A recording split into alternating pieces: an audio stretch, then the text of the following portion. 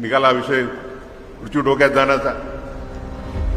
खुर्ची डोक्यात गेल्यावरती काही काही नवोदित JMFC 70 आणि 75 वर्षाच्या वकिलाची ज्यांनी 50 वर्ष आपल्या चपला आपले बुटं घासल्यात कोर्टामध्ये, त्यांच्याशी ज्या पद्धतीनं वागतात ते चुकीचं होतं. आणि म्हणून आजच आता मला मी बसल्या बसल्या मेसेजेस आले की एका आमच्या न्यायालयाचं नाव घेत नाही कारण की आता मला पूर्ण देशातले सगळे मेसेजेस असतात. एका न्यायमूर्तींनी एका ज्युनियर वकिलाला एवढं झापलं की तो बिचारा कोर्टामध्येच बेशुद्ध पडला.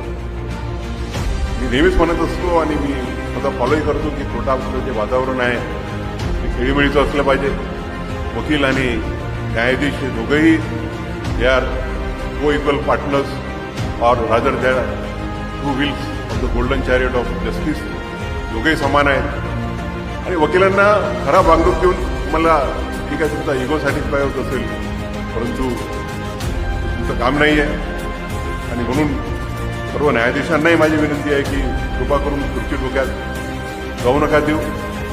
खुर्च्या ज्या आहेत त्या आमच्या कलेक्टर साहेबांची असो, CO साहेबांची असो, DSPची असो, ती या देशातल्या नागरिकाची सेवा करण्याची, या देशाची सेवा करण्याची ती आपल्याला मिळालेली संधी आहे आणि त्या संधीचं आपण सोनं केलं पाहिजे.